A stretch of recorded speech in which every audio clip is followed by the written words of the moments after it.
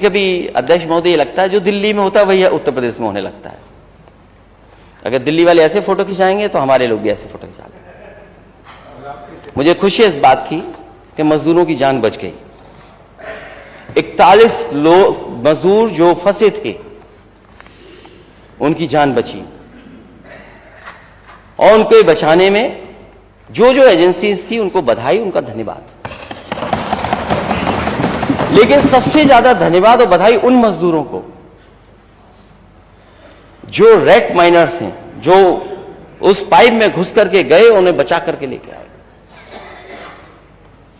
सरकार अगर मदद कर रही है उन मजदूरों की जान फंसी थी उनकी, तो सरकार को बिना भेदभाव के उन मजदूरों का भी सम्मान करना चाहिए था और करना चाहिए जो उसमें जाकर के जिन्होंने जान बचाई है। उसमें कोई भेदभाव नहीं होना चाहिए। हमारे माननीय सदस्य केदवई साहब बैठे होंगे, इनके यहां कुछ बच्चे डूब गए, सरकार से मदद मिल गई। दूसरे भी ऐसी घटना घट गई, सरकार मदद ही नहीं कर रही। वोट के आधार पर सरकार फैसला न ले।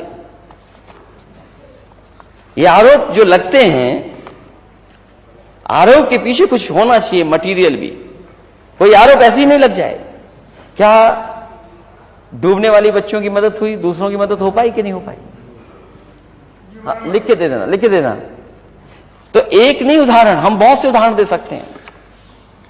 मुझे खुशी इस बात की कि हालांकि अंग्रेजी में मैंने अखबार पढ़ लिया था, उसी की कॉपी मेरे हाथ में इस समय है, कि जब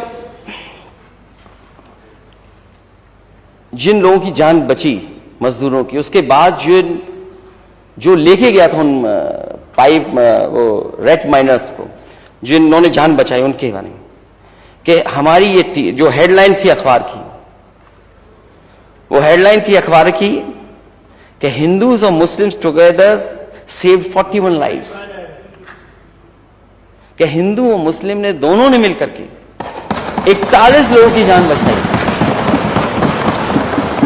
और हमारी टीम में, मैं कोट कर रहा हूं कि हमारी टीम में हिंदू मुसलमान दोनों हैं। दोनों के बिना यह काम संभव नहीं था कि 41 लोगों की जान बचा पाते हम लोग। कोई अकेले ये काम कर करके शायद जान न बचा पाता।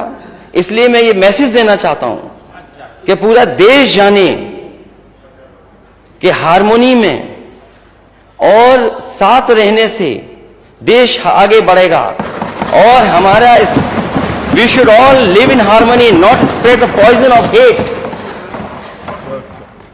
जो कोट है मैं इंग्लिश में कर देता हूं।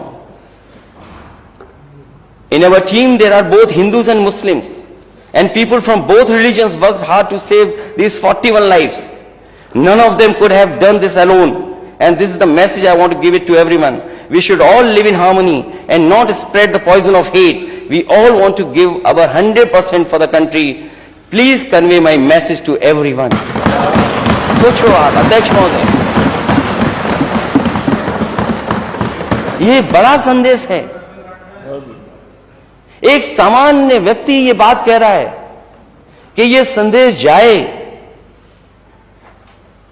कि जो हम एक दूसरे में खाई पैदा करते हैं, उससे हमारा देश और समाज आगे बढ़ने वाला नहीं। एक एग्जाम्पल है।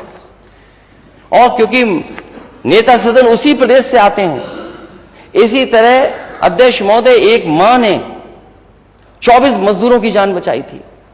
जब उस मां को पता लग गया कि पीछे से पानी आ रहा है, वो अपने बेटे को फोन मिलाती रही फोन। कई फोन मिलाने के बाद थोड़ी देर बाद जब फोन उठा तो उसने कहा कि पीछे से पानी आ रहा है, सब मजदूरों को इससे बाहर निकाल दो। उस मां की वजह से 24 मजदूरों की जान बची थी। और उस समय अध्यक्ष महोदय हमारी सरकार नहीं थी, क्योंकि एक मां ने उन मजदूरों को बचाया था। एक अपने बेटे के माध्यम से उन मजदूरों की जान बची थी। समाजवादी पार्टी ने उस मां को 5 लाख रुपए देकर के उसको सम्मान देने का काम किया था। 41 लोगों की जान बचाने वालों को $1 ट्रिलियन इकोनॉमी का सपना देखने वाले, बड़ी बड़ी डींग हाँकने वाले लोग, क्या उन परिवारों की मदद नहीं करेंगे आप? कम से कम सम्मान दो उन्हें। यहां भेदभाव हो सकता है मदद के लिए, यहां मदद जो अब अगर हम मांगे तो भेदभाव है,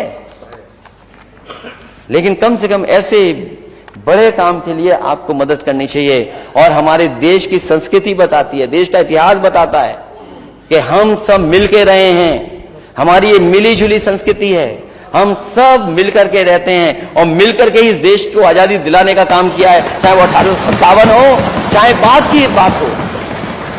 आज भी हमारी ग्रोथ, दोनों मिलके रहेंगे तो ग्रोथ ज्यादा बढ़ेगी।